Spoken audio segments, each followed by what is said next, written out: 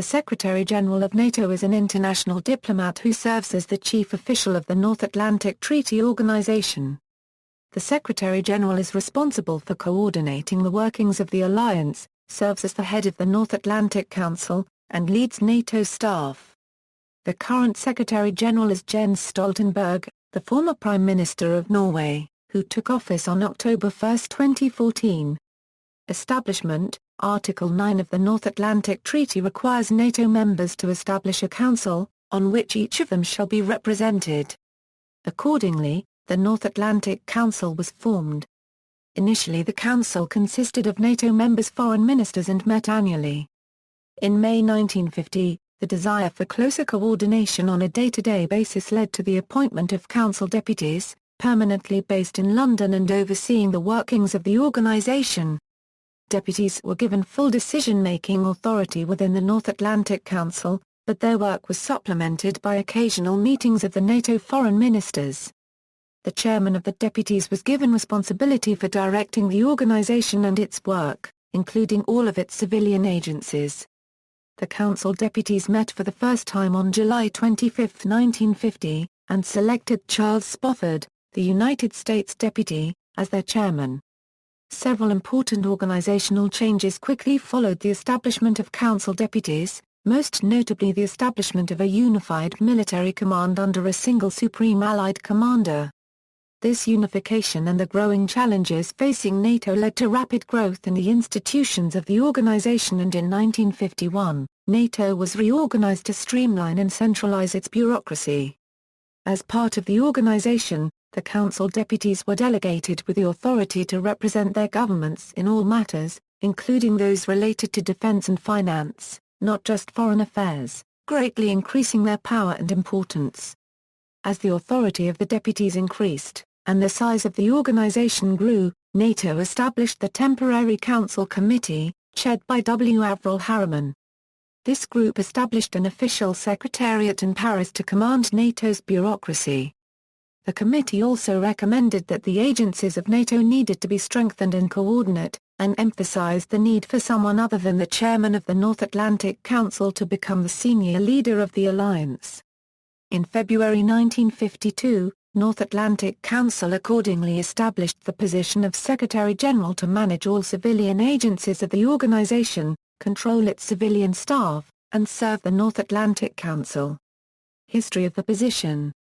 After the Lisbon Conference, the NATO states began looking for a person who could fill the role of Secretary General. The position was first offered to Oliver Franks, the British ambassador to the United States, but he declined. Then, on March 12, 1952, the North Atlantic Council selected Hastings Ismay, a general from World War II, and Secretary of State for Commonwealth Relations in the British Cabinet as Secretary General. Unlike later Secretaries General who served as chairman of the North Atlantic Council, Ismay was made the vice chairman of the council, with Spofford continuing to serve as chairman. Ismay was selected because of his high rank in the war, and his role at the side of Churchill in the highest Allied councils. As both a soldier and a diplomat, he was considered uniquely qualified for the position, and enjoyed the full support of all the NATO states. Several months later, after Spofford retired from the NATO, the structure of the North Atlantic Council was changed slightly. One member of the council was selected annually as the president of the North Atlantic Council, and the Secretary General officially became the deputy president of the council, as well as the chair of its meetings. Ismay served as Secretary General until retiring in May, 1957. After Ismay, Paul-Henri Spaak, an international diplomat and former Prime Minister of Belgium, was selected as the second Secretary General. Unlike Ismay, Spaak had no military experience, so his appointment represented a de-emphasis of the strictly military side of the Atlantic Alliance.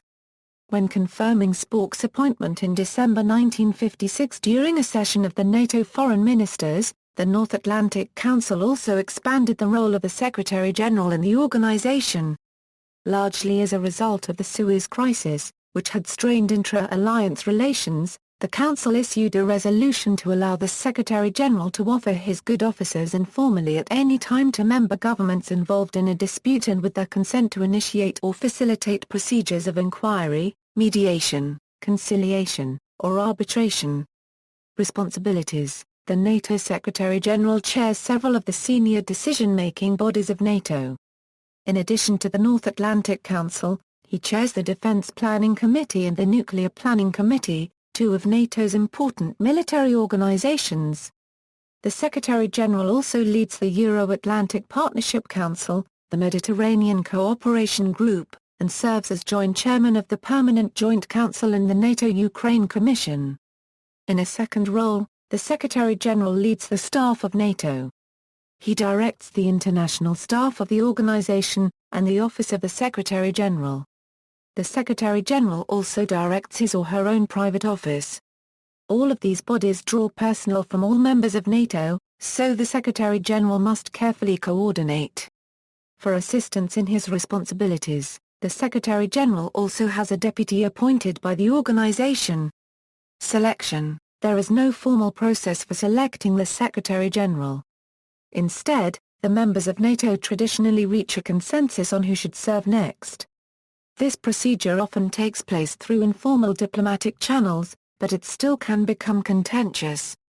For example, in 2009, controversy arose over the choice of Anders Fogh Rasmussen as Secretary-General, due to opposition from Turkey.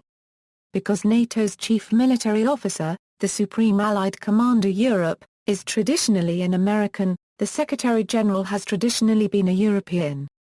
There is nothing to preclude a Canadian or American from becoming the Secretary-General, but everyone to occupy the post to date has been European.